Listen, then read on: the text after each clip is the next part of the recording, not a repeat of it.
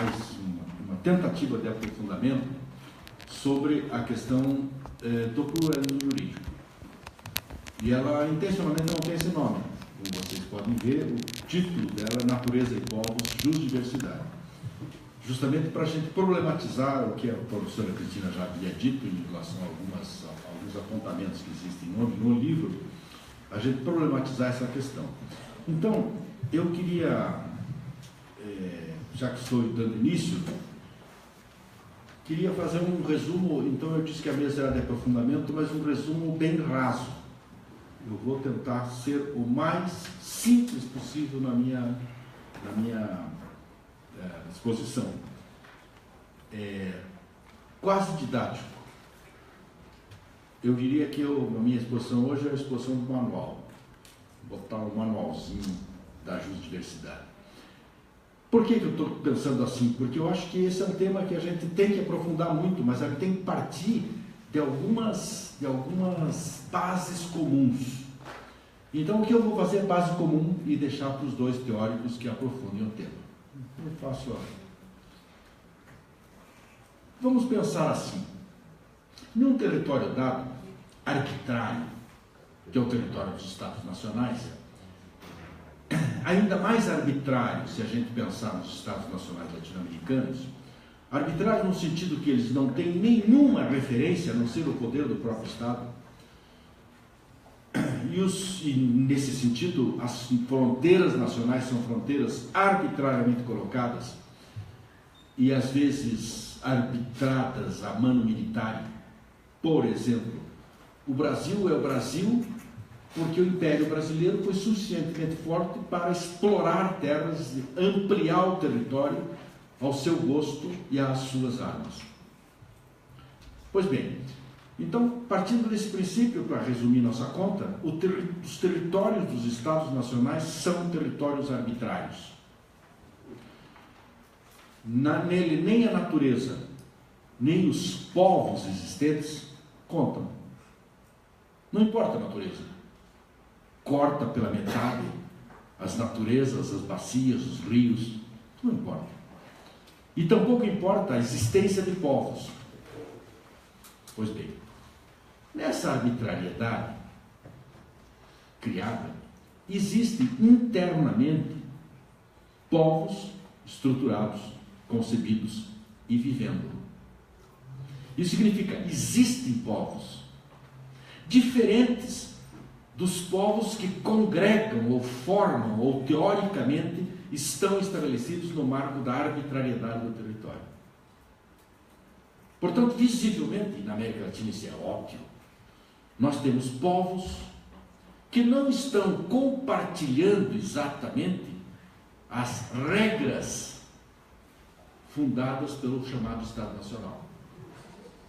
E por isso a gente chama genericamente esses povos, e o nome não é bom, mas não importa aqui o nome, nós estamos tratando, estou fazendo um manual, portanto esses nomes são secundários aqui, não tem aprofundamento de nome, nós chamamos isso de povos tradicionais, dos quais ressaltam os povos indígenas.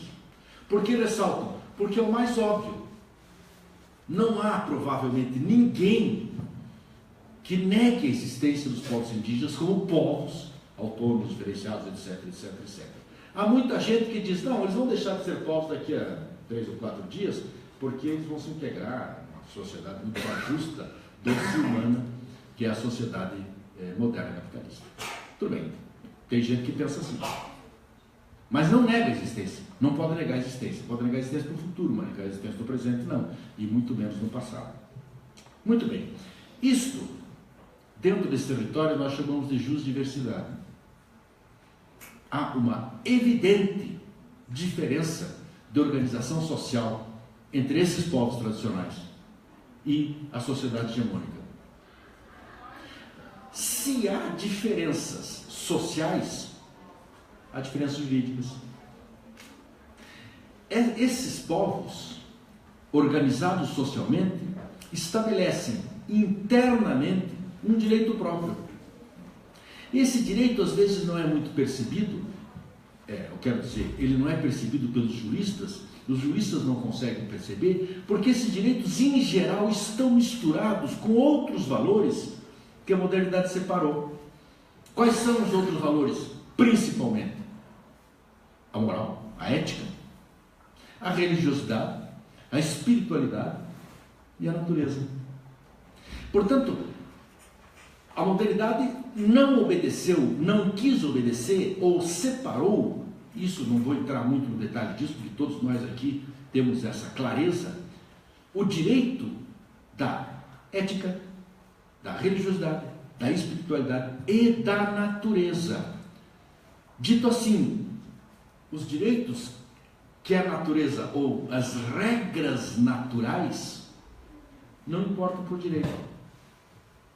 Às vezes o direito não é capaz de mudá-las, mas tenta. O direito moderno, na sua regulamentação extraordinariamente separada dessas outras coisas, se pudesse, revogaria a lei da gravidade. E tenta. A lei da gravidade, eu não me lembro de nenhuma lei que tenha revogado. Bom, até pode ter. Mas a lei da fertilidade da semente, sim. A regra jurídica diz que as sementes, depois de um determinado tempo, não podem mais ser sementes. Portanto, o que ela germina não é mais mercadoria. Isso é uma lei da natureza violada diretamente. Mas se nós formos pegar as leis da natureza, são muitas as leis violadas. Portanto, há essa separação. Chega de entrar na modernidade e voltamos para a sociodiversidade com a sua justdiversidade interna. Pois bem, a sensação que eu tenho, que isso é muito claro, e por isso que eu digo que isso é formulação de manual. A outra coisa que é relativamente clara também para os juristas é que nesse mundo hegemônico, ou seja, no mundo do direito separado, esse direito separado, que às vezes a gente enche a boca e diz o direito posto, esse direito, na maior parte das vezes escrito e detalhado, ele também é plural. Por quê? Porque, embora ele seja hegemônico, impositivo, etc., etc., ele convive com outras regras jurídicas internas que ele não dá muita bola. E também ele permite a permanente violação dessas normas sem dar muita bola. Por quê? Porque tanto a norma jurídica da modernidade quanto a sua aplicação direta está vinculada aos interesses do capitalismo. Vou dizer de outra forma, talvez, para ficar mais claro esse meu entendimento. O direito posto, através de um poder legislativo, através do poder judiciário, através da polícia, ele estabelece regras, e essas regras nem sempre são obedecidas. Eu acho que eu disse mal. Raramente são obedecidas, algumas delas. E só são reprimidas aquelas que interessam para a repressão. Eu vou lhes dar um exemplo muito claro disso. Aqui no Brasil a gente tem um exemplo que resolve tudo o que eu estou dizendo. Em 1964, a ditadura resolve fazer uma lei de reforma agrária. Qual é a intenção da lei da reforma agrária? A lei da reforma agrária é estabelecer o capitalismo no campo. Claramente. E a lei diz assim: nós vamos fazer a reforma agrária baseado num conceito jurídico de função social da propriedade. E a reforma agrária se fará pela desapropriação daquelas terras que não cumpram a função social da propriedade. Ou se fará pela imposição de um imposto progressivo nas terras que não cumprem a função social da propriedade. A reforma agrária foi feita sem nenhum desses dois instrumentos usados.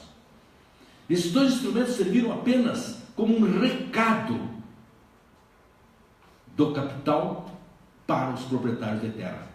Botem suas terras para produzir, porque nós temos instrumentos para desfazer as suas propriedades. Desfazer a propriedade exatamente não, mas pelo menos fazer com que as suas propriedades produzam. E a ação do capital foi completamente diferente. A ação do capital foi por incentivos diretos de interesse econômico para o proprietário da terra, com financiamento. Vocês são muito jovens, vocês não sabem o que é essa frase: plante que o João garante. João era o João Figueiredo, presidente da República, ditador brasileiro. Pois bem, então, a lei não foi para ser executada. A lei não foi para se fazer uma reforma agrária. Foi para impor o capitalismo no campo.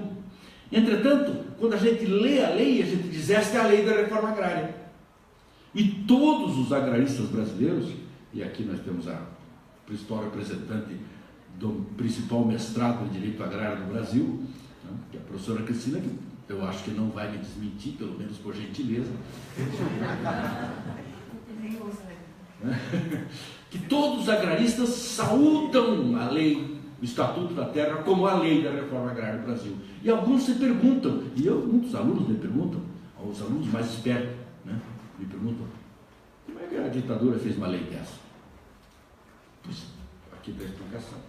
Pois bem, então, mas vejam mais. O sistema permite que convivam, e, por exemplo, Boaventura de Souza Santos vem no Brasil e descobre que Passárgada tem lei própria. Claro que tem lei própria. Mas atenção, a lei de Passárgada somente será efetiva se houver interesse do capital. Porque na hora que o capital não quer a efetividade dessa lei, essa lei não existe. Porque o que vale é a hegemonia da lei separada, da lei estratificada, ou daquilo que nós às vezes chamamos de direito posto. Portanto, esse pluralismo existente é óbvio que existe. Aqui na nossa relação nós temos algumas regras que serão ou não serão cumpridas e que não estão exatamente na lei. Não precisa estar na lei. O Manuel me deu 30 minutos, 45. O Manuel me deu 15 minutos para falar por uma lei interna nossa. Isso não precisa estar regulado na lei, nem tudo precisa estar na lei posta, mas a lei se impõe sempre que é interesse do capital. Portanto, esse pluralismo aqui que temos na nossa vida cotidiana, e eu vou dizer assim para ficar manualmente representado, o pluralismo de Passárgada é um pluralismo submetido à hegemonia das leis do Estado. E se ele é submetido às leis do Estado, ele não é plural.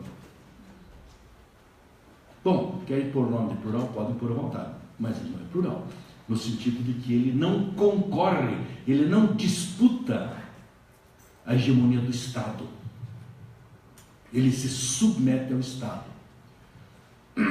Quando as leis internas do sistema reconhecem a existência de leis externas ao sistema, isto é, quando agora, mais recentemente, no final do século XX, algumas constituições e algumas leis nacionais dos Estados nacionais reconhecem a jusdiversidade e reconhecem a lei brasileira que é fraquinha, a Constituição brasileira que é fraca em relação, por exemplo, à colombiana, à equatoriana, à venezuelana, à boliviana, a lei é fraquinha, mas ela reconhece.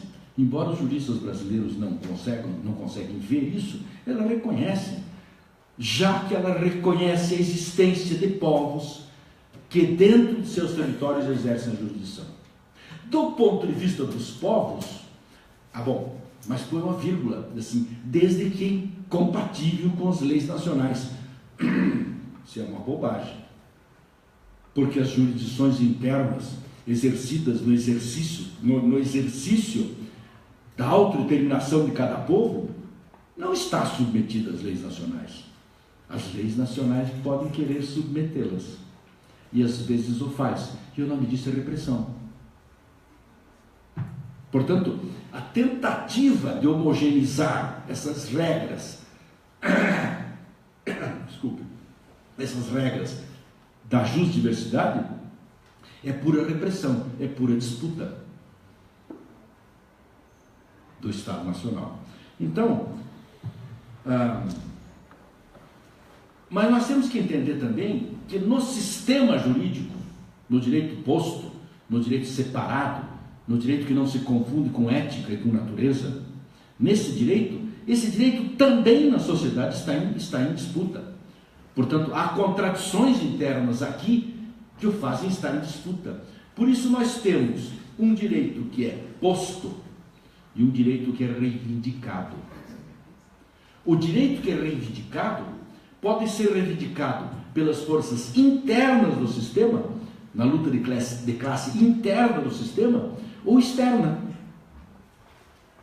É claro que os povos tradicionais reivindicam o amolecimento das normas internas para que possa haver melhor convivência na sua jurisdição própria.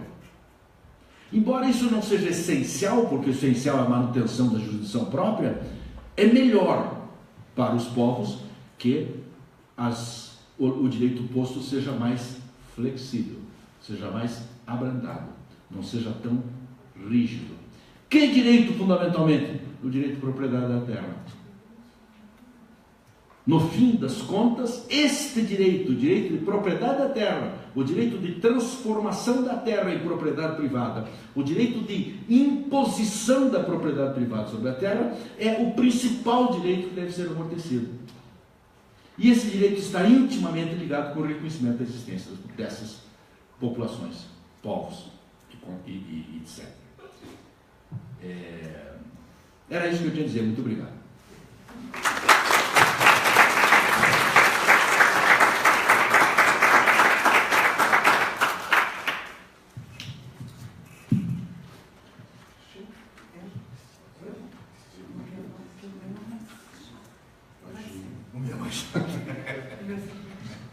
Bom, de imediato, então, passo a palavra à professora Maria Cristina Guidotti Blanco.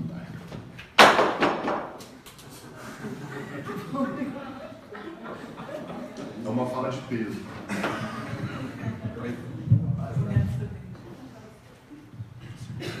Bom dia a todas e a todos. Muito obrigada por estarem aqui compartilhando com a gente essa discussão. E é muito difícil, né, de falar depois do professor Marés. A reflexão que eu faço é uma reflexão mais de caráter teórico, buscando fazer um contraponto entre o pluralismo jurídico ou a justdiversidade. Isso também nós devemos a Liana, porque eu acho que a ideia dessa mesa nasceu sobretudo da defesa da Liana, né? Nós colocamos isso e acabamos discutindo essa questão. E a partir daí, então, que eu tento fazer pelo menos uma reflexão teórica a respeito do pluralismo jurídico.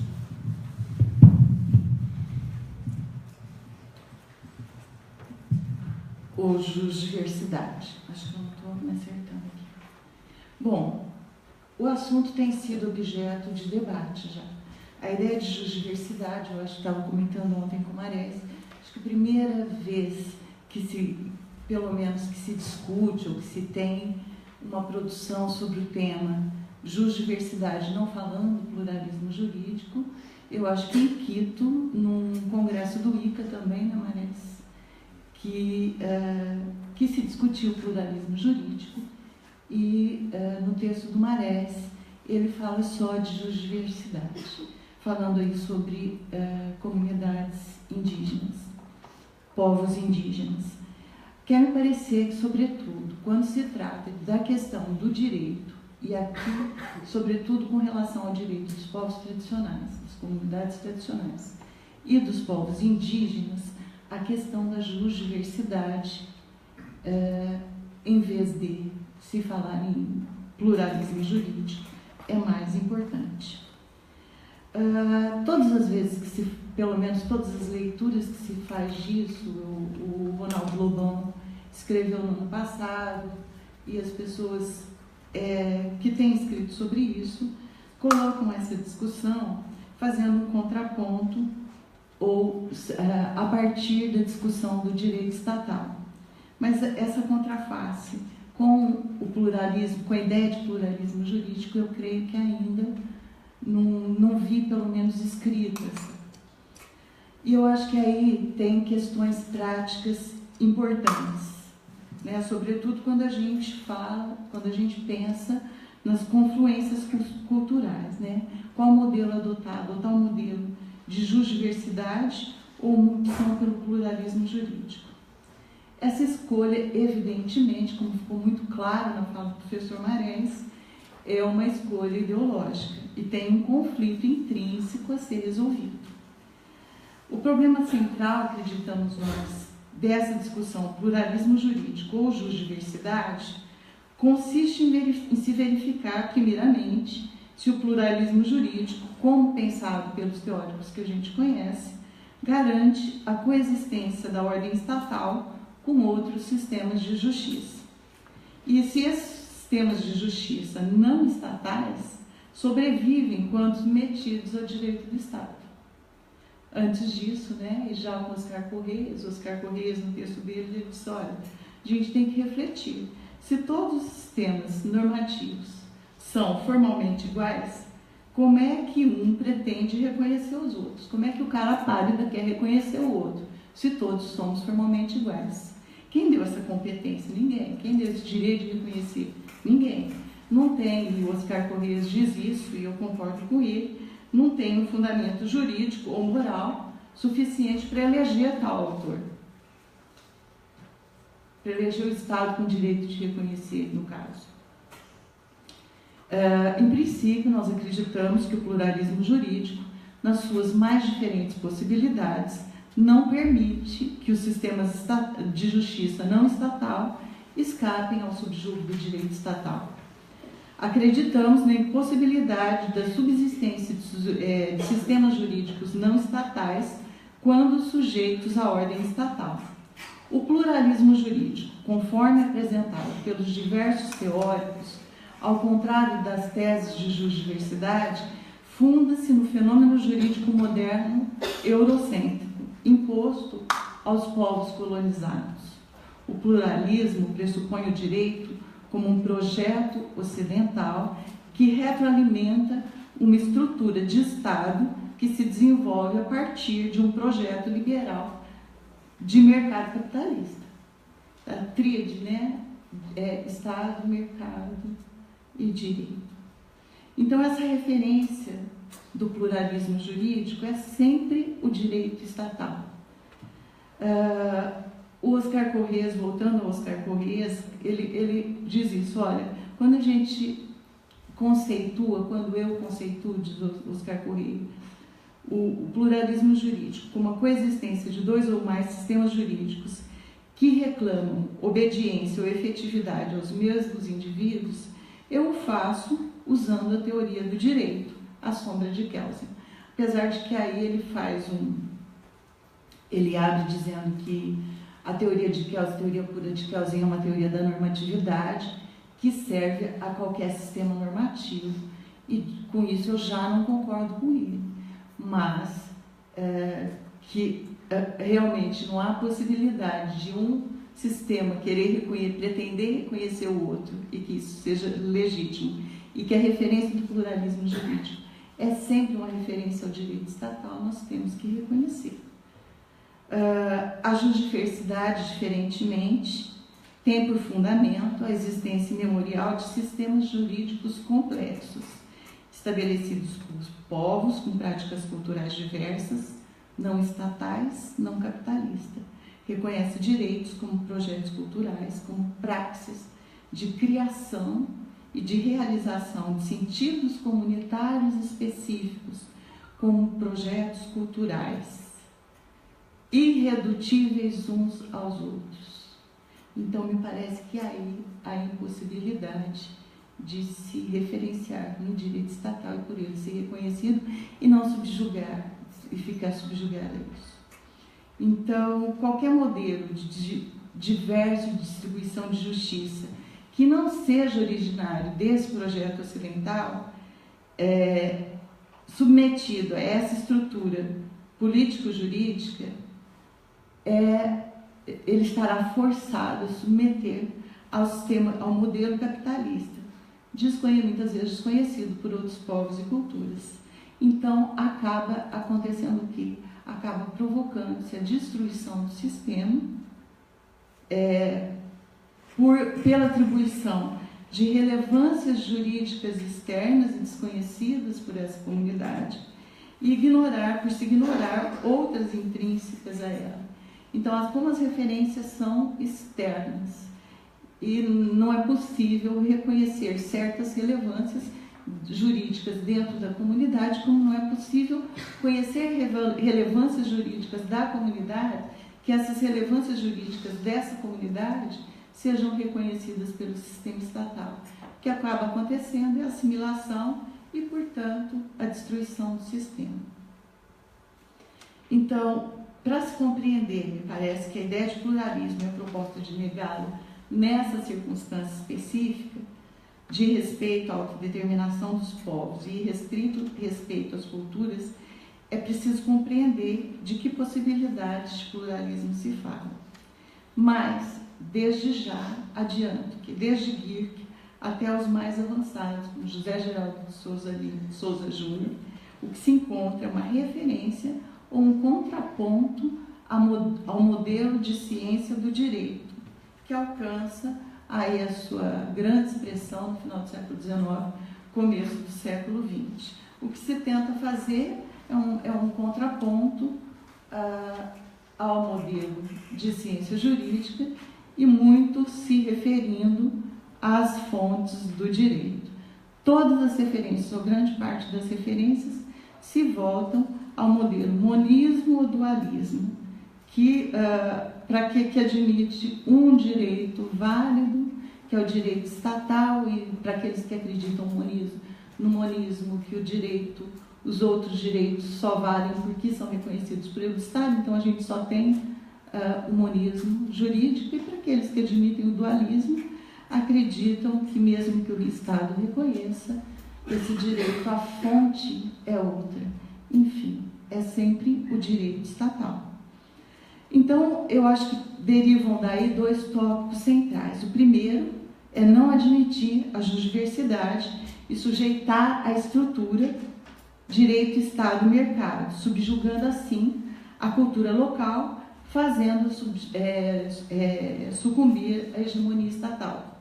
O segundo é a transformação do sistema de justiça local, elaborado a partir de si, a uma ordem estatal posta, que no jogo de forças da estrutura jurídica, da estrutura judiciária, da estrutura de aplicação do direito, o direito tradicional sempre perde a outra estrutura hegemônica mais forte. Não tem como submeter a justiça local a uma grande dificuldade, porque quem já esteve na Bolívia sabe dessa dificuldade de fazer esse diálogo intercultural a partir desse modelo de pluralismo, pela submissão de um direito ao outro. E isso me parece que é assim porque com o pluralismo jurídico o que acontece é a abertura do ordenamento vigente a fontes jurídicas mais diversas, a fontes materiais mais diversas, consentâneas com uma realidade também diversa e problemática. O próprio Volkmer, eu fui buscar no Volkmer o que ele fala disso, ele diz que o pluralismo, enquanto sistema de referência que expressa o refluxo da política e do jurídico, a crise do modelo abre possibilidades para outras orientações prático-teóricas insurgentes e paralelas. O que, em outras palavras, é dizer, na crise do sistema, buscamos novas fontes para integrar, para dar respostas à sociedade dentro desse mesmo sistema. O povo ri aqui, eu não sei se está provando, se está me aprovando. Mas vamos continuar. É nisso que eu acredito, vamos nessa, né? Trata-se, portanto, de prática jurídica que admite novas fontes, porém estruturada dentro e a partir do ordenamento jurídico estatal. Esse é o debate que vai desde o século XIX até os autores contemporâneos. Nesses autores enredam nas suas diversas propostas teóricas. Quando se lê sobre pluralismo jurídico, observa-se uma busca de reconhecimento pelo Estado e de outras fontes do direito. Hermann Palacio, também, ao falar do pluralismo jurídico, retoma a crise do monismo e sua insuficiência para solucionar os conflitos multifacetados que ocorrem no seio social, de maneira que o direito do Estado é substituído ou complementado pelas múltiplas instituições. Quer dizer, volta a questão da fonte para ressaltar a importância do direito surgido do povo e, portanto, o direito posto estatal como referência. Oscar Correias fala de duas situações, uma de alternatividade. Ele reconhece que existem tudo aquilo que o professor Marés falou antes, existem povos originários, esses povos têm direitos, e etc, etc. Ninguém tem mais direito que o outro, Oscar Correias reconhece. Mas aí, ao falar de pluralismo jurídico, ele vai dizer, olha, tem o pluralismo a partir da alternatividade e tem o modelo subversivo. Quer dizer, nesse mesmo sentido, embora o modelo subversivo que ele fala que vai acontecer paralelamente ou a partir, dispensando o aval do Estado, ainda o ponto de referência é o Estado. Então, ainda se continua, embora se possa ver elementos de uma teoria de justdiversidade na fala do Oscar Correias, no modelo de justdiversidade, e na base da sua fala ele reconheça isso, a gente tem ainda uma reflexão, e sobretudo nele, que é um keynesiano de toda a vida, a gente observa isso. Até no texto dele, né, porque no texto de Kelsen, Teoria do Direito do Estado, diz que direito e Estado são palavras diferentes para uma mesma coisa, né, Rosângela? Bom, enfim, e aí, retomando a ideia de pluralismo, a gente entende que o pluralismo jurídico tem relevância para avançar nos processos democráticos e jurídicos. Por quê?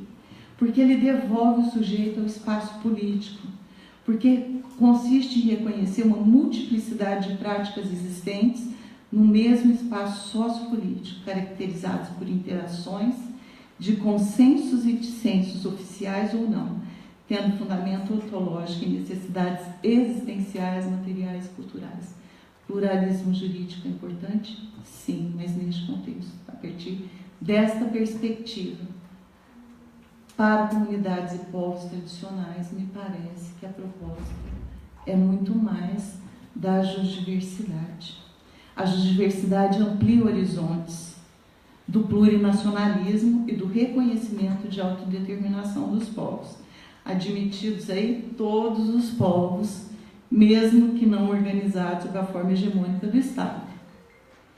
Então, o que se pretende quando se fala em justdiversidade é uma coisa muito diferente do que o mero reconhecimento de fontes ou da assimilação de outros direitos pelo direito estatal. É a aceitação integral, a proteção e o respeito à maneira de distribuição de justiça praticada imemorialmente pelos povos que vivem como nações no território estatal. O que se pretende é que os povos permaneçam no direito de ter suas práticas de distribuição de justiça sem a interferência do Estado para dizer até onde o que é reconhecido dentro da juridicidade e a submeter os seus sistemas jurídicos às estruturas judiciárias criadas para dar conta de um modelo de direito liberal. Nossas estruturas não dão conta da justdiversidade, de sistemas de direito que não sejam para alimentar essa tríade de Estado, mercado e direito. As sociedades indígenas, né, como Marés disse, conhecem sistemas complexos de justiça e viveram ocultadas nessa prática durante muitos séculos. Então, tem muitas relações que são reconhecidas aí, muitos direitos que são praticados muito antes do Estado. Outra prática que não é essa de permitir que vivam a sua maneira, são práticas, no âmbito da justiça, são práticas assimilacionistas. O pluralismo jurídico é assimilacionista, porque o positivismo jurídico não está superado. Para nós, o pluralismo jurídico é uma válvula para aliviar as pressões da crise. O positivismo jurídico, expressão do pensamento moderno, né? Reflexo do Estado moderno, se legitima ainda hoje no discurso dos princípios. Permanece ainda a ideia de unidade, de completude do sistema jurídico, de legitimação do poder, da discussão e pretensão do universalismo, e não admite a diferença. E aqui eu fiquei pensando, né? Eu, até por professor dessa casa, eu tenho visto a discussão ainda do relativismo universalismo. O que é isso senão positivismo jurídico? A justiça ainda hoje tem suas bases e é estruturada sobre os cânones do positivismo jurídico. A estrutura judiciária atende a esse modelo. A formação e o recrutamento dos nossos juristas ainda atende também e se funda na perspectiva positivista. O conhecimento jurídico é dogmático e construído a partir de estudos dos textos normativos emanados do Estado, consistindo na explicação do direito posto e na busca da sua máxima eficácia. A racionalidade jurídica moderna está subordinada ao princípio do Estado e o direito tornou-se, ao mesmo tempo, estatal e científico, de forma a transformar a dominação política em dominação técnico-jurídica. Direito vigente, exclusivamente estatal e nacional, nega a juridicidade de outras ordens não estabelecidas dentro desse marco. Por outro lado, o direito moderno está subordinado ao princípio de mercado, de forma a ajustar os ideais éticos e as promessas políticas às necessidades regulatórias do capitalismo liberal. É o que a gente tem visto cotidianamente. Então, submeter o direito dos povos e das comunidades tradicionais a sistemas jurídicos não estatais, comunitários, não capitalistas, a esse modelo estatal rígido, estruturado em tripé, direito, Estado e mercado, direcionado a um fim claro de preservação e implemento do capitalismo liberal, é destruir a diversidade de sistemas jurídicos. É o que a gente pensa. Muito obrigada.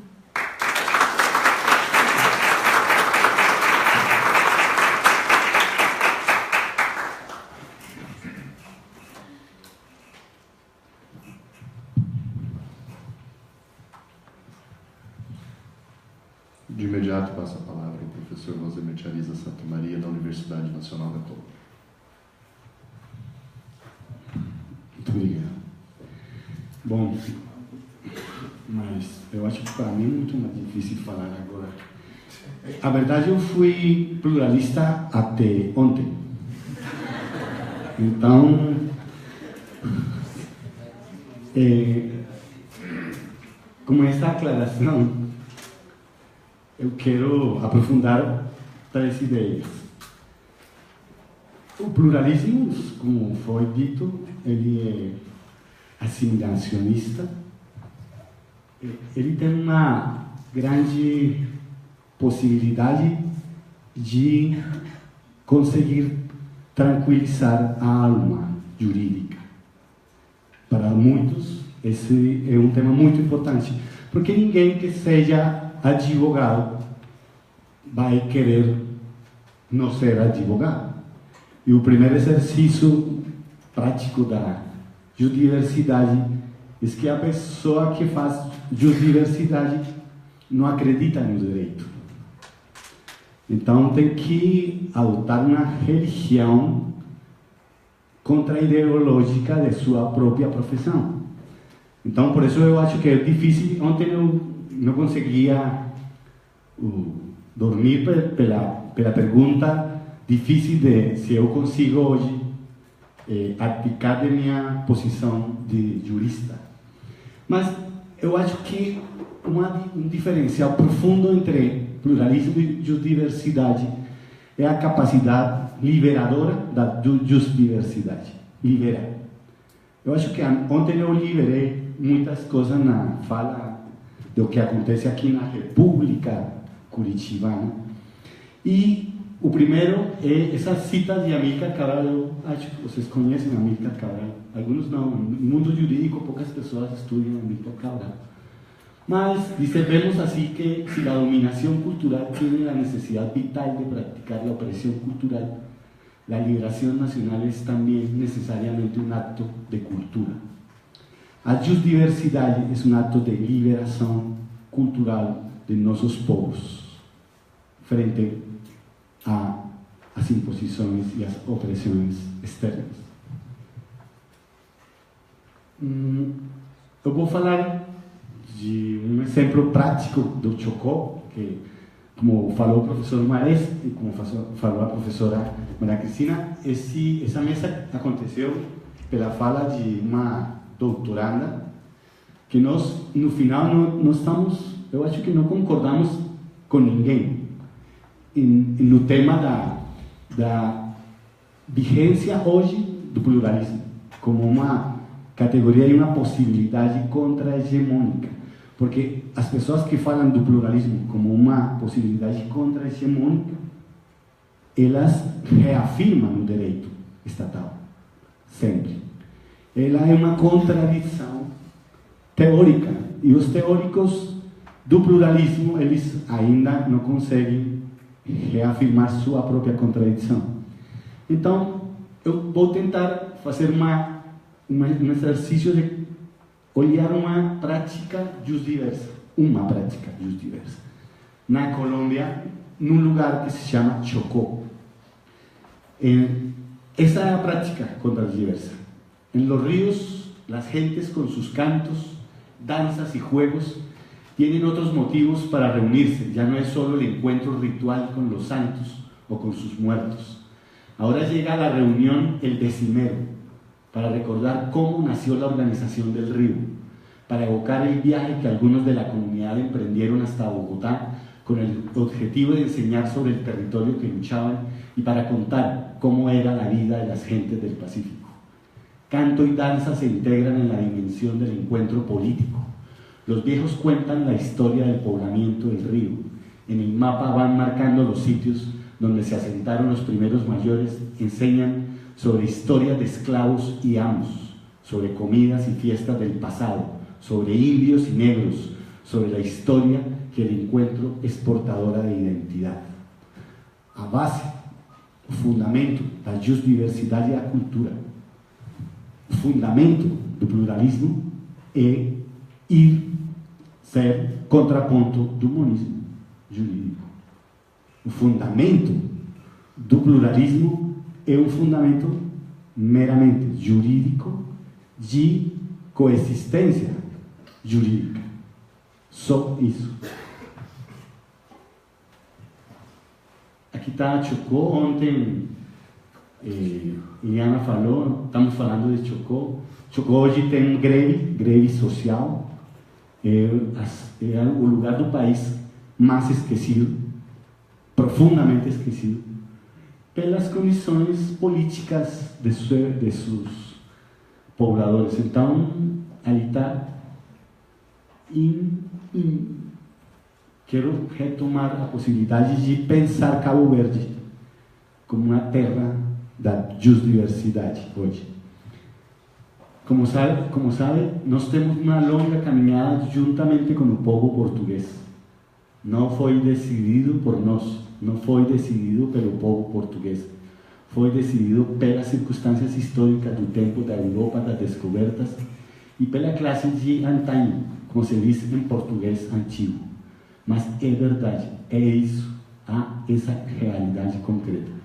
Eu estou aqui falando português como qualquer outro português, e infelizmente, melhor do que centenas de milhares de portugueses que o Estado português tem deixado na ignorância e na miséria.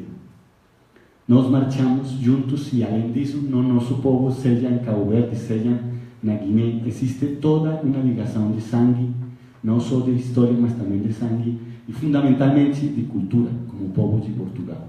Essa nossa cultura também está influenciada pela cultura portuguesa e nós estamos prontos a aceitar todo o aspecto positivo da cultura dos outros. Amílcar Cabral. 2 formas de justdiversidade. Não é pluralismo. Justdiversidade. Ali está, para quem não lembra onde fica Cabo Verde, pequenininha ali, não? Lá no Chocó a gente faz uma coisa muito propositiva para fazer contra a hegemonia. Eles chamam contra-linguagem, que é o que nós falamos de décimas. Muitos de vocês ainda não conseguem compreender que uma décima é uma prática. Na Colômbia nós temos o povo palenquero, negro, que é o único povo que ainda tem a língua original negra. Eles falam bantu, mas é na costa atlântica, no Caribe colombiano. No Pacífico, todos eles não têm língua, não têm sua própria língua africana.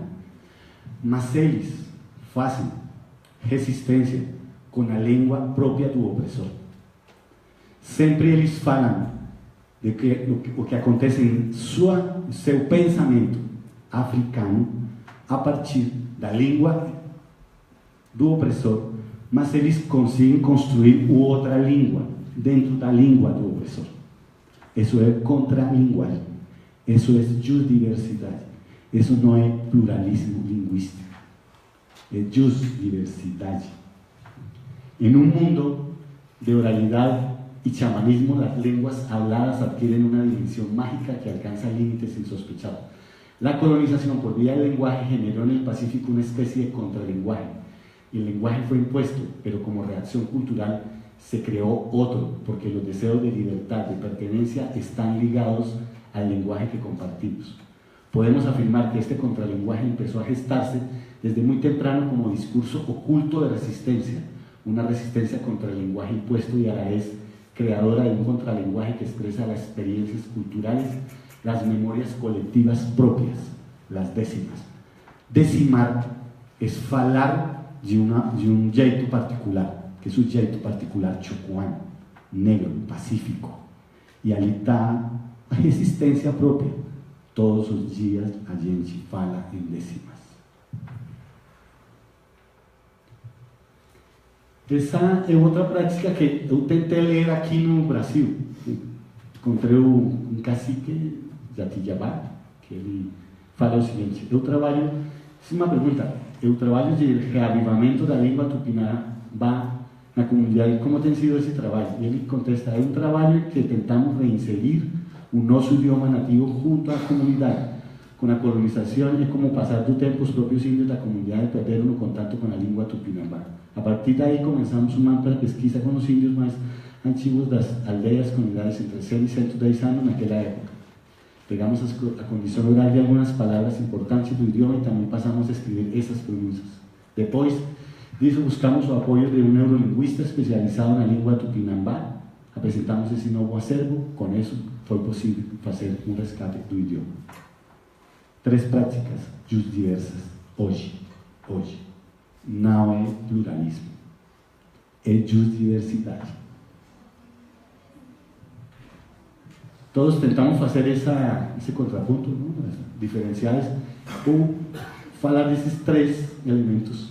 Pluralismo jurídico é simplesmente uma resposta ao monismo jurídico. O que acontece com ele na prática teórica é uma resposta. Luta pelo reconhecimento é uma luta muito importante do multiculturalismo, do Estado liberal contemporâneo. E às vezes tentamos falar de interculturalidade, que, como fala a professora Catherine Walsh, é um conceito espacial. Ainda ninguém construiu, tem a capacidade da construção da interculturalidade. Mas os pluralistas falam de interculturalidade pelas próprias ausências de conteúdo de sua proposta pluralista. Mas é conseguir uma igualdade jurídica dos sistemas, sobretudo quando um sistema que foi oprimido por 400 anos, ele tem o poder. E ali é muito pertinente falar de interculturalidade. Ali é importante. Antes não. Quando acontece que um Estado, um sistema jurídico sometido, chega no poder, ali é muito importante falar não de pluralismo multicultural, sino de pluralismo intercultural. Temos que demandar para eles o que a gente não fez com eles durante 500 anos. A diversidade é um ato cultural de liberar-se, de liberação, de libertação do direito. E esse é um princípio para mim. É a volta ao justo cultural. É a derrota cultural do colonialismo. O pluralismo ele nunca enfrenta nem o capitalismo. O professor Mares falou, eu concordo plenamente. O pluralismo nunca tem capacidade para enfrentar o capitalismo. Ele reafirma a matriz jurídica del capital. A diversidade não só enfrenta o capitalismo. Minha proposta é que um exercício real de diversidade ele começa sendo anticolonial. E o mais colonial que nós temos é o direito. O direito é o instrumento perfeito do colonialismo e do capitalismo. Ou seja, nós exercemos um perfeito capitalismo colonial com o exercício dos direitos. E ali está a problematização do tema. A base é uma base cultural, portanto, temos que trabalhar no frente contra o capitalismo e no frente contra o colonialismo. E a melhor prática anticolonial é a prática cultural. Por isso nós falamos de direito próprio. E o direito próprio não é o direito do capital. E direito próprio é a capacidade que tem as culturas de estabelecer sua autodeterminação. Não a autodeterminação dos tratados internacionais. Não a autodeterminação do plexo, do saber eurocêntrico do direito. É a autodeterminação como a capacidade vital de sua existência em relação com sua espiritualidade, com a natureza, com sua prática cultural de vida.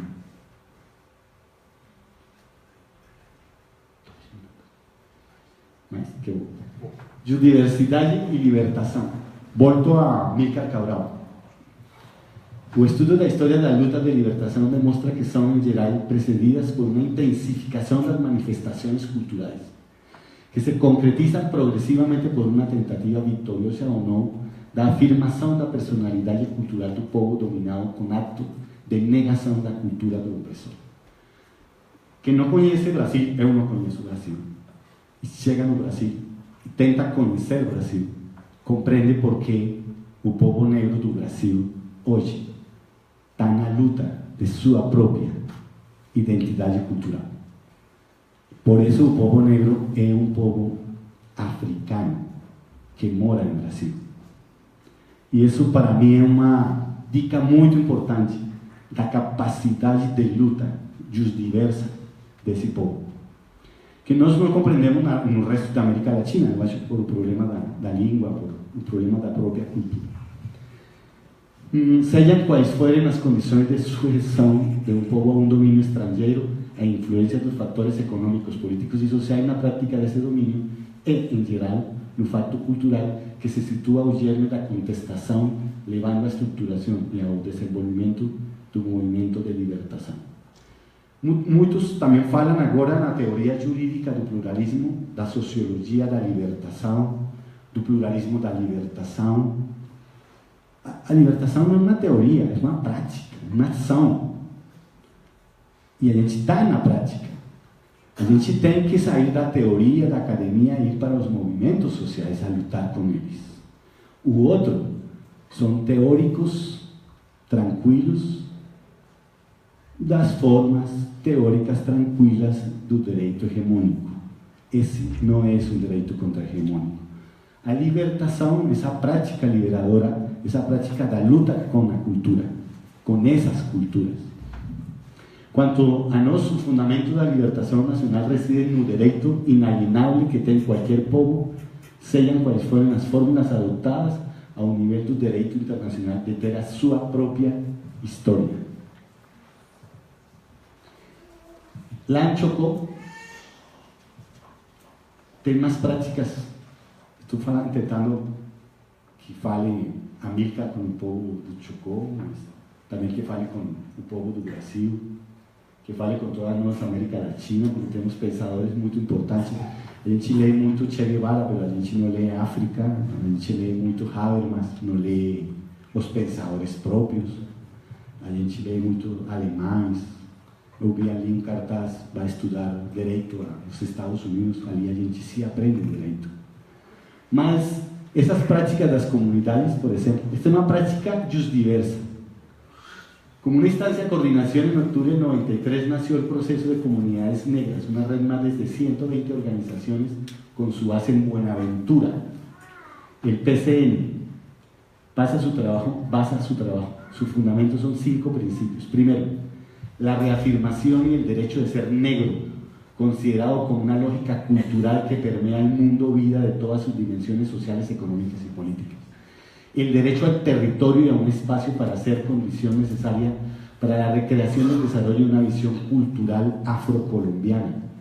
3. Autonomía como el derecho al ejercicio de identidad que surge de una lógica cultural afrocolombiana en relación con la sociedad dominante y otros grupos étnicos. 4. La construcción de una perspectiva autónoma para el futuro basada en formas tradicionales de producción y organización social. 5. Declaración de solidaridad con la lucha por los derechos de la gente negra en todo el mundo. Isso é diversidade, é uma pluralidade. Eles não querem estar igual que o direito tradicional, eles reclamam a autonomia própria.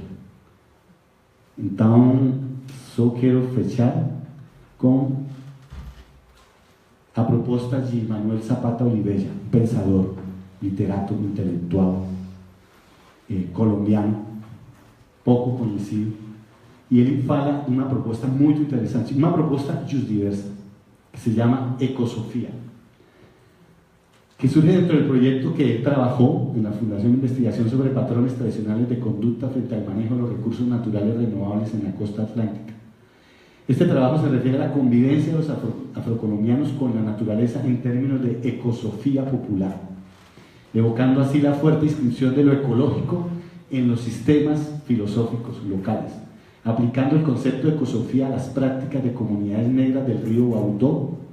Comenta, la relación que los afrobaudoseños crearon con sus ríos, sus quebradas y selvas no solo era de respeto, sino de hermandad.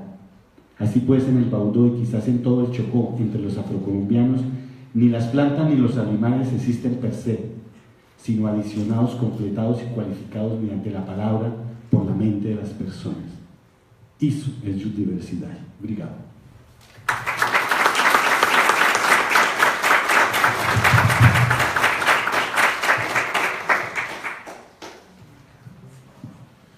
Bom, só queria fazer uma colocação que certa vez, quando tive o primeiro contato com esse tema, esse nobre senhor que se encontra à minha direita, me deu uma lição muito simples, mas muito profunda. Eu apareci com uma proposta de trabalho científico para escrever em coautoria, para ter orientação, e queria falar sobre pluralismo jurídico, sistemas de organização de justiça e tudo mais. Ele falou, não vou escrever isso com você. Tá bom. Por quê? Porque eu não concordo com isso. Eu concordo com uma outra coisa que depois a gente conversa com um pouco mais de tempo. Mas só para você ter uma ideia, existe uma outra visão, uma outra forma de enxergar essa realidade, que é a de um prato de salada. O pluralismo jurídico é uma salada onde algumas folhinhas são colocadas pelo dono do prato. Para essas folhinhas é importante que elas estejam ali, mas isso não é o suficiente. Essas folhinhas estão espalhadas, na realidade, dentro de uma ampla e pujante floresta. E o nome disso é Justdiversidade. Foi uma liçãozinha muito simples, mas que eu guardo até hoje. Isso foi lá para outubro de 2013. Comeu essa lá? Comi, mas tenho visitado a floresta também. Estava com fome, comi, mas acabei visitando a floresta algumas vezes também. Bom, temos pouco tempo para colocações. Creio que uma rodada breve com algumas colocações. Temos algum tempinho. 3 perguntas, se houver interesse do público.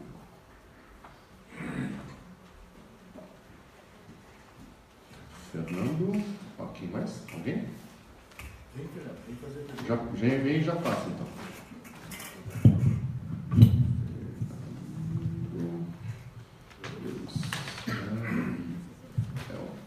Bom dia a todos e todas.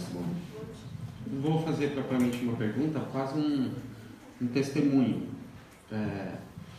Esse debate é bastante instigante, justamente para mim, porque eu tenho pouco conhecimento teórico sobre isso, mas sou advogado, militante nas causas. E se tem uma coisa que eu tenho muita dificuldade de dizer, é se eu acredito ou não no direito, porque o direito independe de eu acreditar ou não nele. Daqui a pouquinho eu tenho que sair e voltar lá para o escritório, porque se eu não fizer o que eu preciso fazer no processo, nas coisas, as pessoas continuam presas, enfim. Então eu não tenho a opção de acreditar ou não no direito. Ele está aí. E você queira ou não, eu acredite ou não, o direito está colocado aí. Outra pergunta é acreditar se o direito é transformador e tal, e eu acho que tem um consenso relativamente grande de que não. Por isso eu acho que nesse debate que está sendo feito, eu acho que eu não vejo necessariamente uma oposição e não vejo necessariamente uma hierarquia. Eu acho que são táticas diferentes de enfrentamento de uma determinada questão, que é o direito, mas não é só o direito é um reflexo, e que em cada momento histórico, situação e circunstância tem um lugar. E para terminar, tem aqui um processo de criminalização muito grande aqui no estado do Paraná, e especificamente lá em Quedas do Iguaçu, que tem um acampamento grande do MST, com cerca de 3.000 famílias, e várias pessoas presas hoje sendo processadas criminalmente. E um aspecto que chama muita atenção, e isso estou falando dentro do âmbito do direito criminal, é que o Ministério Público faz diversas acusações de prática de crimes que tem a ver com a forma com que as pessoas, o MST lá na região, organiza o acampamento dentro como ele organiza a convivência lá dentro. Essas práticas são tratadas como constrangimento ilegal, cárcere privado, sequestro, que é a prática de organização consensual daquelas pessoas lá dentro. Então, eu vejo, por exemplo, nessa forma de organizar lá dentro a luta, quase um outro direito mesmo. Porque, de fato, é uma outra regulação lá dentro. Mas eles, querendo ou não, o direito que está posto aí, ele vai interferir naquilo. E ele está dizendo que aquilo não pode, ou o Ministério Público está dizendo que aquilo não pode. Então, eu acredito que não tem como escapar o pluralismo, a justdiversidade, outras formas que apareçam, não tem como escapar do direito enquanto ele existir como direito. Eu acho que é só o processo transformador revolucionário que tem a capacidade de criar algo novo.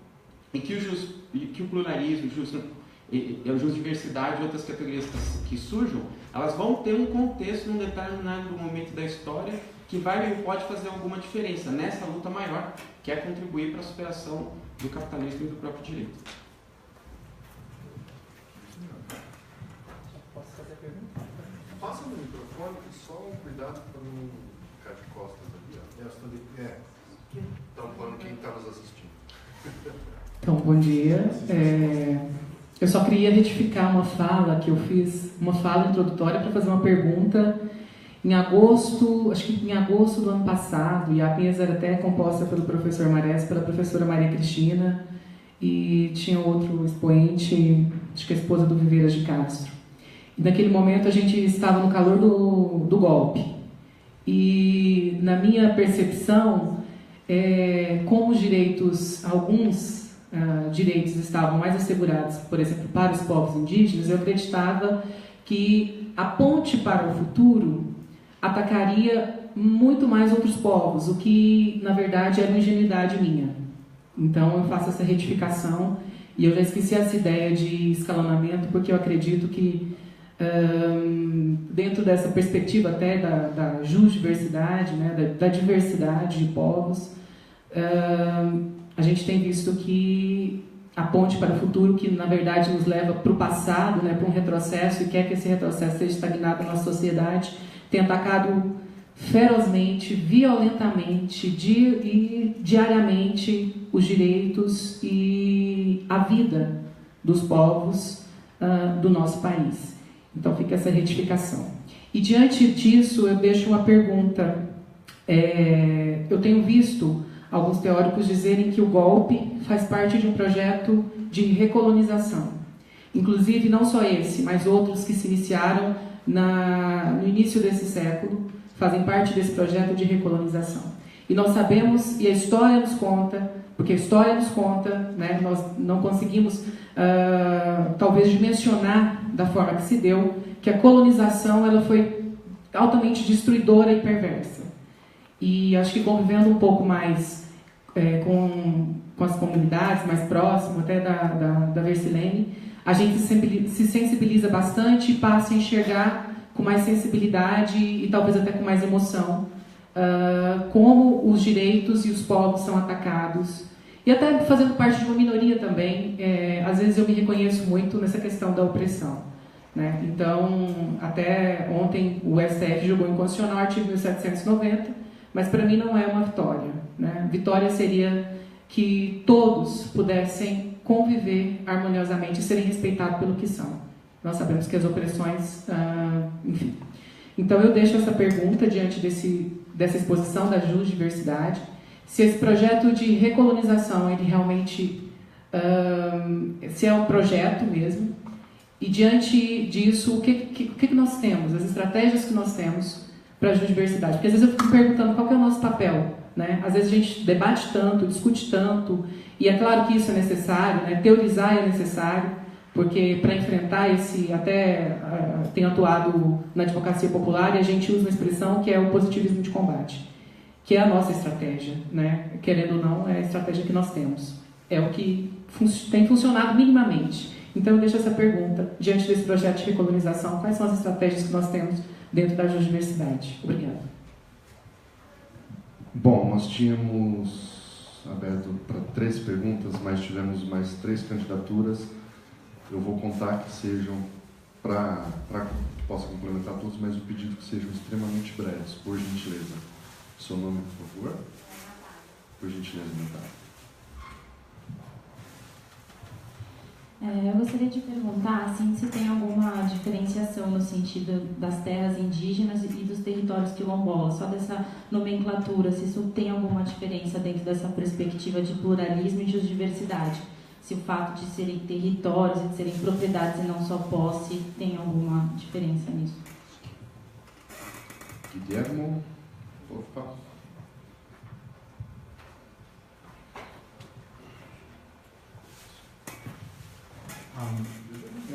A exponência dos panelistas muito provocador.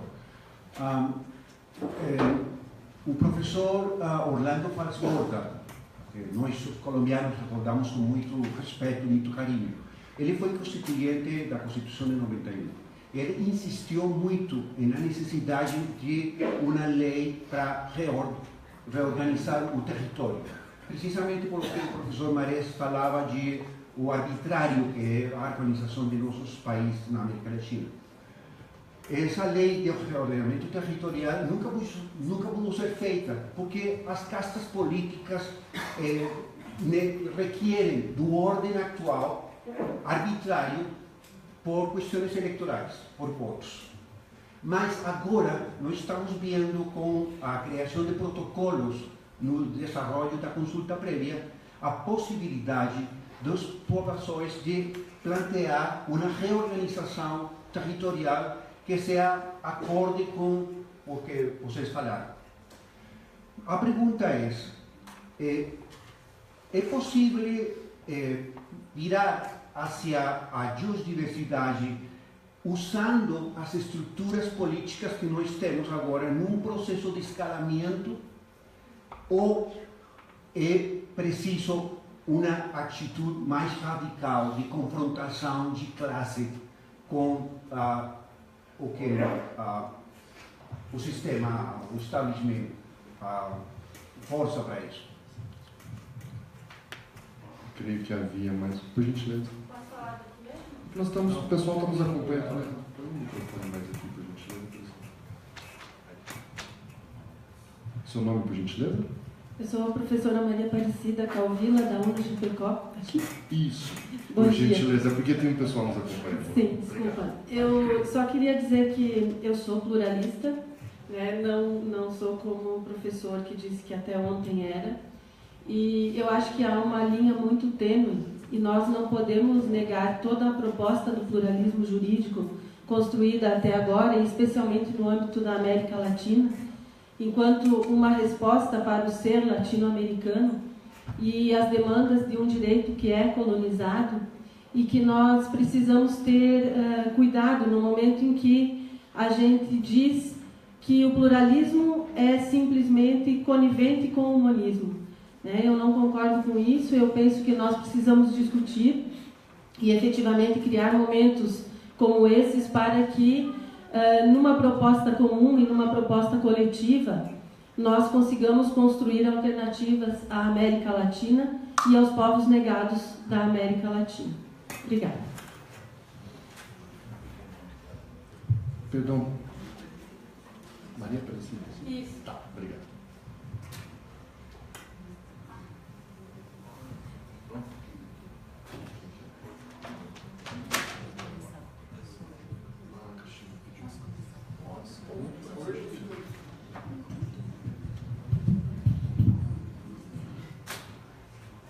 Bom, primeiramente eu gostaria de agradecer, eu esqueci de agradecer, eu sou tão convidada que eu já me sinto da casa, e não agradecer ao professor Mareles e ao grupo de Direito Socioambiental pelo convite. Uma alegria voltar aqui a essa casa e poder participar dos debates. Minha reflexão tem sido muito a partir de tudo que a gente conversa aqui. Muito obrigada a todos vocês. Eu queria começar pela professora Maria Aparecida, que inverteu um pouco a ordem aqui, porque eu acho que aí existe, professora, agradeço muito as suas considerações, eu não estou te achando agora. Ah, tá. Muito obrigada pelas suas considerações, eu só queria fazer um esclarecimento. Eu acho que realmente você está muito certa. Eu acho que realmente o pluralismo é uma alternativa dentro do próprio sistema. O que eu disse foi que o pluralismo jurídico não nega o positivismo jurídico e o direito estatal, faz dele uma referência. Então, quando a gente pretende respeitar a autodeterminação dos povos, e quando a gente pensa num ser efetivamente latino-americano não colonizado, eu tenho que pensar a partir de uma outra perspectiva, que para mim nesse momento é a jusdiversidade, que, como o professor Rosenberg Ariza falou, a partir tem uma referência cultural. Então me parece isso. Dizer que o pluralismo é conivente com o humanismo, eu não disse isso, eu disse que o pluralismo tem a mesma referência teórica do monismo e do dualismo, né?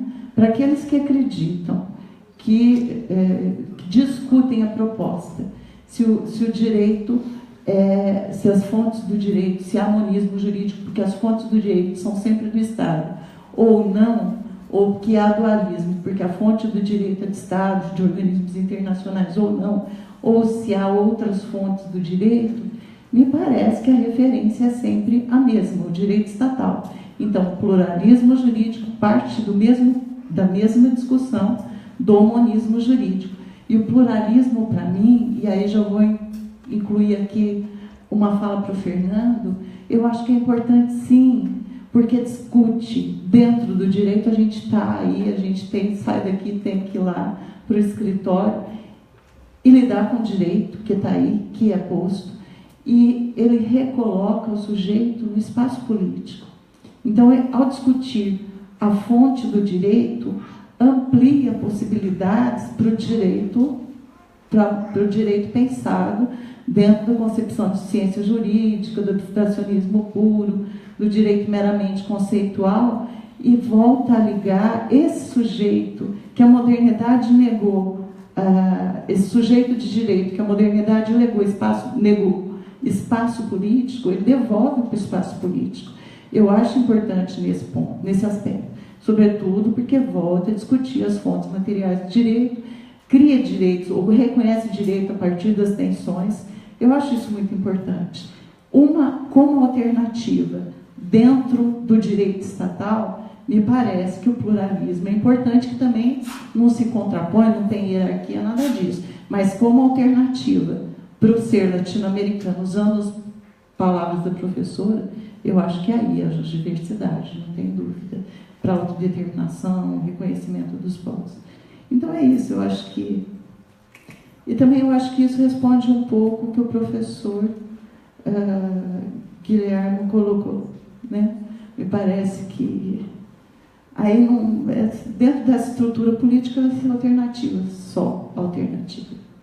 Eu acho que é isso. Muito obrigada.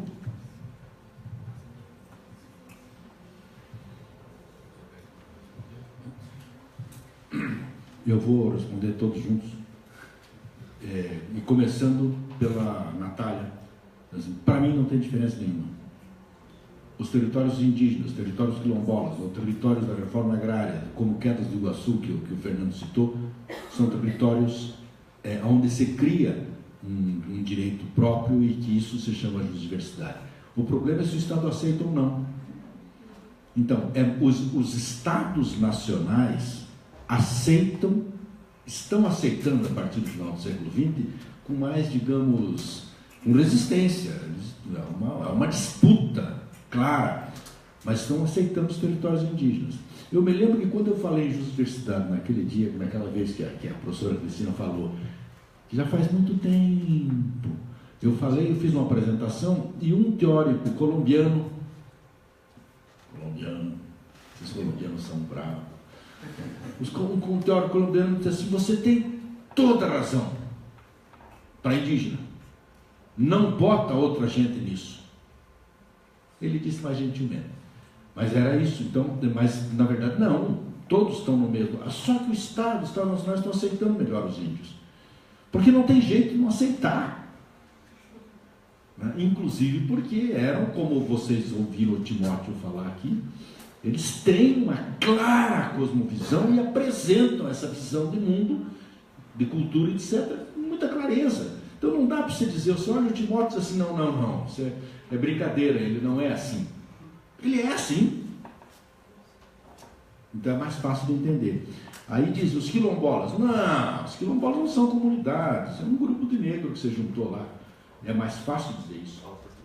Fala português e tal, plantas, coisinha, não caça, então é mais fácil dizer, é mais difícil para entender as diferenças. Bom, partindo disso, então para mim são todos iguais. O problema é a contradição que enfrenta com o próprio capitalismo. Uns mais duramente, como é o caso de Quedas do Iguaçu, por exemplo, visivelmente, e outros menos, como são os indígenas. Então, aí surge a questão. Claro que nós, como advogados, como internos do Estado, nós somos dentro do Estado, disputando no judiciário.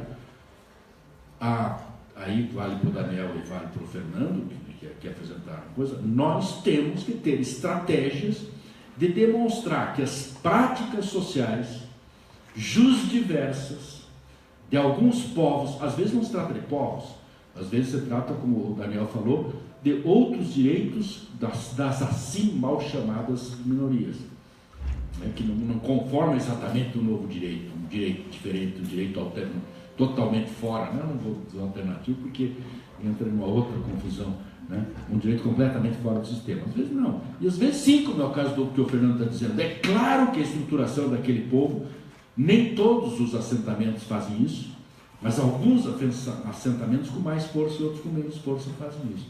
Bom, a gente para defender, quando a gente vai defender, e quando vai defender índio, a gente tem que usar a categoria de posse. de propriedade. Oh, caramba! Isso são categorias, como disse a professora Cristina agora, são categorias internas do direito moderno que a gente tem que utilizar e tem que desconstruir.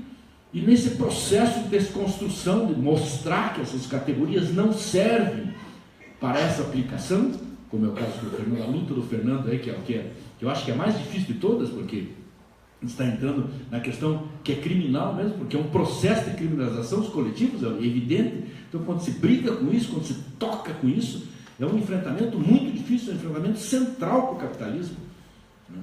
E juntado a isso a propriedade privada da terra e a exclusão das terras do mercado, etc. Então, claro que existe, que nós temos que utilizar as teorias formadas pelo pluralismo jurídico, desde Boaventura, de Volkmann, etc., do Correios, como você citou bastante, e outros, é muito importante ser utilizadas. Eu diria que de todos esses que eu acabo de citar, tem alguns que são mais militantes nesse processo, né? Miguel Presburger, por exemplo, é que eu citaria em primeiro lugar, o mais que faz a teoria militante, né? Que é o Fernando citou, foi o Daniel, acho que citou, não é? O positivismo de combate, né? Quem teorizou isso foi ele. Por quê? Porque ele estava disputando exatamente na questão agrária, ele estava disputando na ditadura. Não era na democracia, era na ditadura. Ele estava disputando a questão agrária. Então, óbvio que é assim. Agora, isso é uma coisa. Outra coisa é reconhecer os direitos que são ligados às éticas, à religiosidade, à espiritualidade e à natureza dos povos, inclusive dos camponeses. Que é outra coisa. Portanto, eu acho que são dimensões diferentes que a gente está falando. O que nós estamos dizendo é que, se nós vamos utilizar um positivismo de combate, o pluralismo é das coisas que a gente tem que entender que existe. O Fernando vai dizer, não, lá dentro funciona assim, isso não é crime não, que funciona assim. Então tem que usar essas categorias também. A última coisa, tem duas coisinhas que eu queria dizer. Uma é que se o golpe é recolonização. Do Daniel, eu responderia assim: recolonização? Não, como é que é? Recolonizando? Não, porque já sempre foi. Então não estão estão prosseguindo aprofundando. Eu acho que o que acontece é que há um embate. Eu, quando falei na primeira vez, eu disse assim, no final das contas, no direito propriamente, há um direito que está posto e há um direito reivindicado. Nós, os movimentos sociais, os grupos humanos, as que você se referiu como minorias, reivindicam um direito. E esse direito às vezes é posto e não é praticado. Às vezes é posto e é praticado. Às vezes é posto e a gente tem que continuar a reivindicação para que ele seja praticado. Então, essa é a disputa da sociedade. O golpe é o contra-avanço de algumas pequenas juridicidades que nós estávamos tentando conseguir.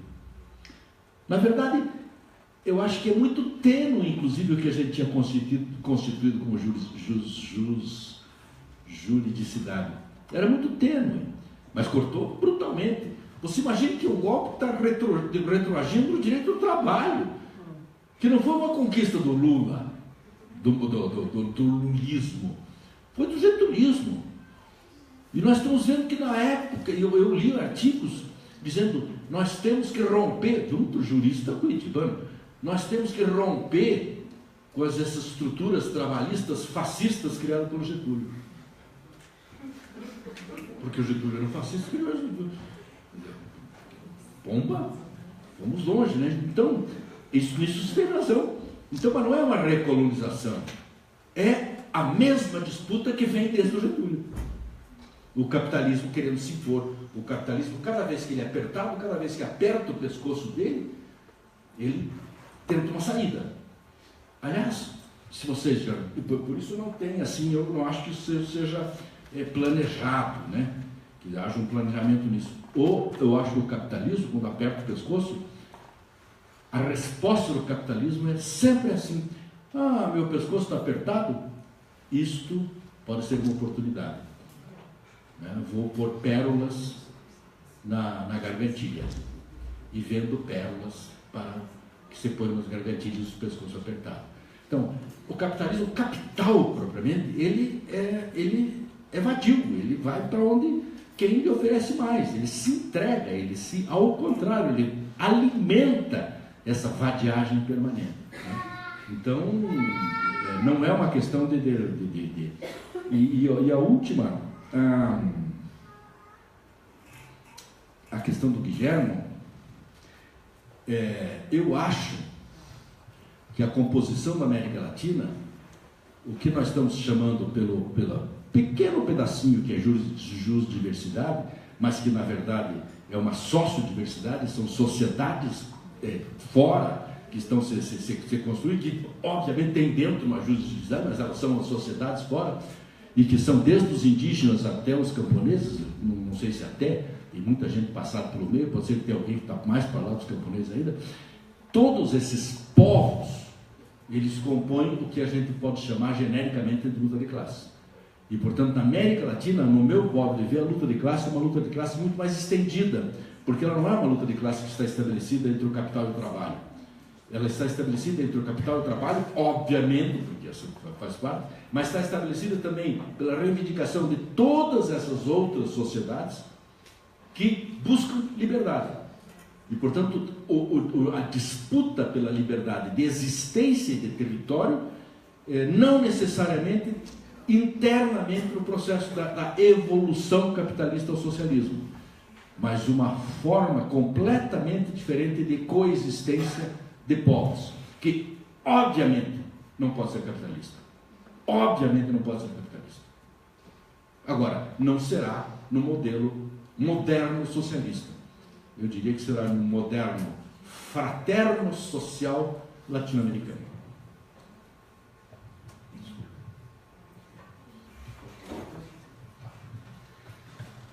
Como as perguntas foram contestadas, eu vou falar outra coisa, posso?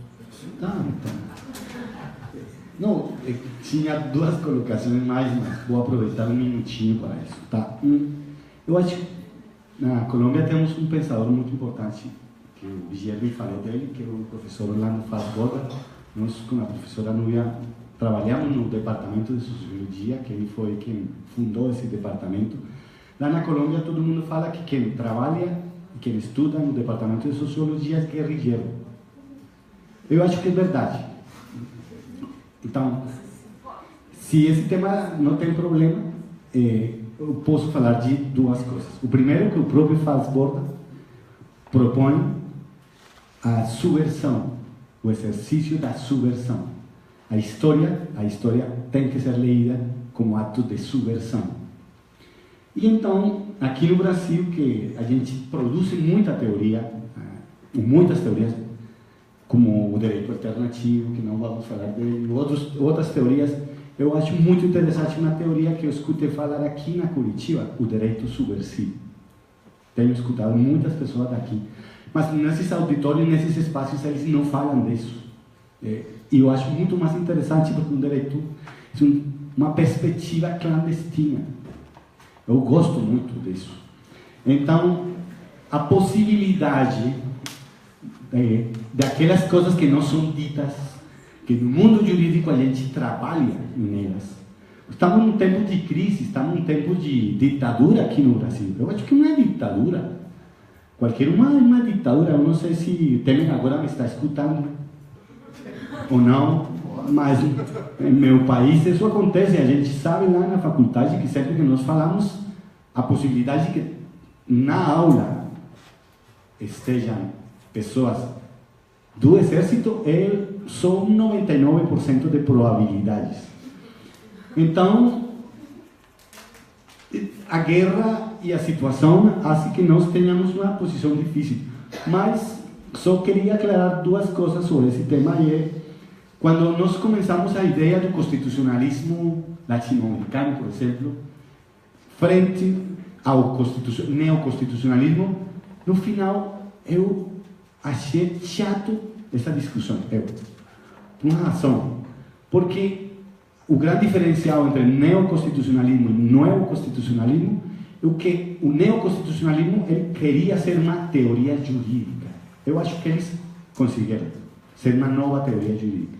E o que o novo constitucionalismo pretende ser uma teoria política. Eu acho que não conseguiram. Eu acho que isso acontece com o pluralismo e com a diversidade. O pluralismo conseguiu ser uma teoria jurídica, mas não é uma prática, que é a minha crítica. Estou fazendo uma autocrítica. Eu trabalhei 23 anos como pluralista, estou fazendo uma autocrítica.